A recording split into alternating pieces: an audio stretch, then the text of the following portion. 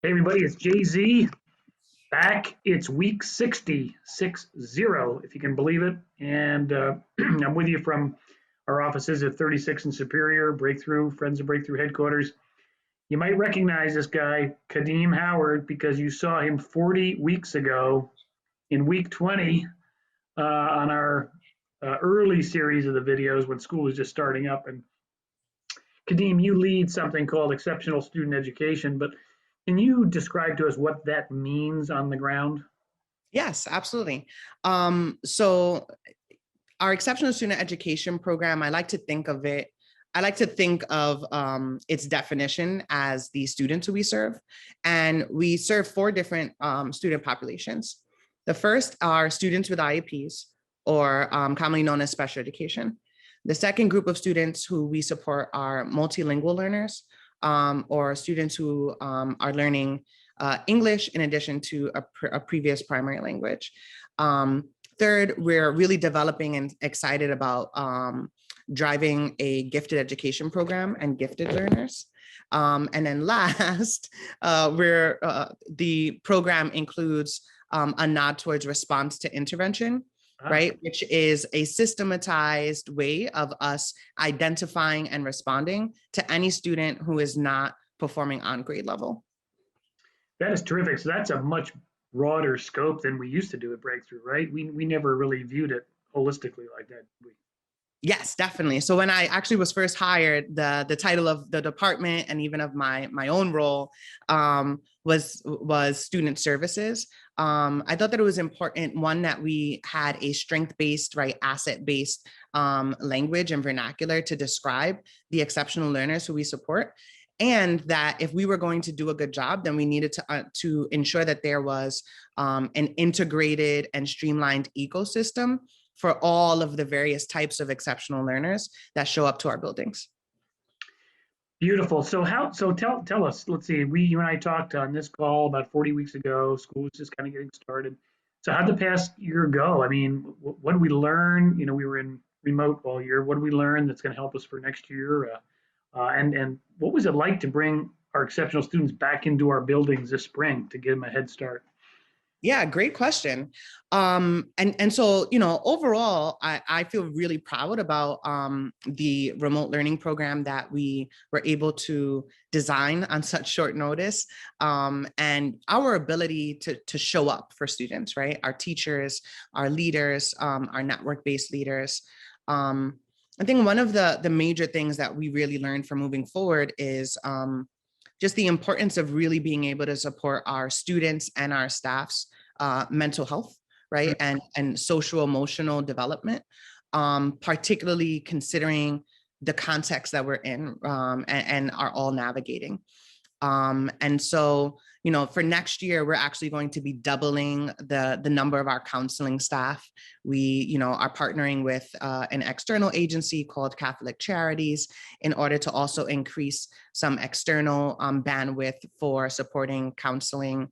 And so I think for sure, thinking about coming back next year, the entire leadership team is really focused on how can we ensure not only an academic grounding for our students and staff, but also, right, a social, emotional, and mental health commitment.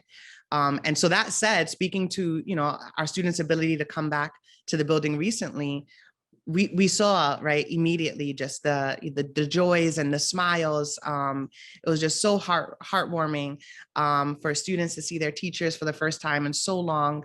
And then also for them to have an opportunity to engage and talk with their friends and start to unpack everything that's come up over the past year. And so, I'm really excited that we were able to bring students back, particularly for our Monday programming, which was all about, right, building culture, leaning into social emotional supports, and starting to develop and strengthen some of the relationships that have been compromised a bit by the virtual learning. Well, it sounds like you and the team have been very thoughtful about this whole approach, and certainly this last year has taken a toll emotionally for all of us, and Yes. even more so for our scholars, I'm sure, and our families. But I imagine that, remote learning isn't quite as robust as good in-person learning. So I imagine we have some unfinished learning, let's call it, that we're going to be faced with as we start the new year. What's the plan to? And some people say the word catch them up. Others are just like, how do we just finish the unfinished learning? Yeah, I think you bring up a great point, right? I think particularly because of our context, because of our remote context, there is going to be a need for thoughtful strategy, right, on how we support unfinished learning. Um, One of the things that the network academic team has also been talking about is sort of demystifying how hard that sounds in context, because the facts are that in urban education we've been doing this for years, which is really supporting students to meet proficiency goals. Often when students are coming in 2-3 grade levels behind their appropriate grade level, and so for next year, I would say two of the most important or biggest, highest leverage levers in order to address unfinished learning. One is that we're going to have 45 minutes every single day of an ELA acceleration block where students will be able to receive responsive and targeted intervention for the specific skills that that will be needed to bridge that gap between where they are and grade level proficiency. This will have the same structure for math as well. So 45 minutes every single day in math. What's really cool about our math acceleration program actually is that we're going to be really targeted on ensuring that the priority skills that match the unit for that time is what we're focusing on, right? We're not going to necessarily go back and teach students 2-3 grade levels behind, but instead be really mindful and thoughtful about what are the most important skills right now that's going to lead to proficiency for their current grade level. And then finally, the last structure that we're really going to be leaning into is response to intervention, which again is our network-wide systematic approach to looking at data, right? Collaborating with our grade level peers in order to respond to that data in a very personalized way to ensure that each student receives the interventions that they need when they need it. Well, Kadeem, we certainly are grateful to you and your leadership on this. And what you just described, is that network wide or is that just the exceptional student education area? Yeah, great question. So that's going to be network wide, because we realize how important it is, for all of our scholars. Right. I've been a major consultant in the design of those structures, but they're going to be structures that are going to be available for all of our students. That's fantastic. And just real quick to wrap up, is there any initiative that just your area is going to focus on, or is it the whole network and your area doing the same thing? Yeah, and so that's actually a really great question. And we thought that because of the task ahead of us, it's really important that the entire network academic team sort of centralize and mobilize around a targeted effort. And so all of us are really each taking a different piece, right, of that same initiative. And really by the end of the year, we want to drive, unfinished learning, deepening content expertise of our teachers and leaders in order to support our students. And then finally, really driving culturally responsive classrooms in order, again, to be, responsive to the moment in time, and how important it will be for us to be supportive for our students and staff, emotional and mental health.